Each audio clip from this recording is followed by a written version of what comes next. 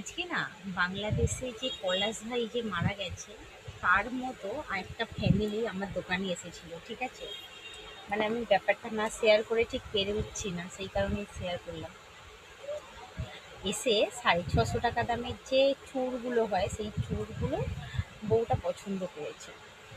তো হাজব্যান্ডটার ভীষণভাবে পছন্দ হয়েছে। তো বলছে ঠিক আছে এটা তুমি নাও, বলছে 650 টাকা দাম, বলছে 600 টাকাতে দেবে না? আমি বলছি ঠিক আছে নিন। মানে প্যাকেট করা হয়ে গেছে, শাশুড়ি মা সাথে এসেছে, শাশুড়ি মায়ের মুখটা এইটুকু হয়ে গেছে, ঠিক এইটুকু। তখন ছেলে বলছে কি হলো মা? বলছে নিচ্ছে বটে কিন্তু আমার ঠিক পছন্দ হচ্ছে না, আমার মনের মতন। তখন বলল তখন মানে বউটা বলছে মা আমার কিন্তু ভালো লাগছে। ছেলেটা তখন বলছে না ছেড়ে দাও, মায়ের যখন পছন্দ নয় তখন নিতে হবে না। মানে এই ব্যাপারটা নিজের চোখে আজকে দেখার পর আমি শুধু ওই মেয়েটার কথা ভাবছি, যে আমি তো জাস্ট 15 মিনিট ওদেরকে দেখলাম, দেখে আমার এতটা ওই শাশুড়ি মায়ের ব্যবহার এতটা বিরক্ত লাগলো।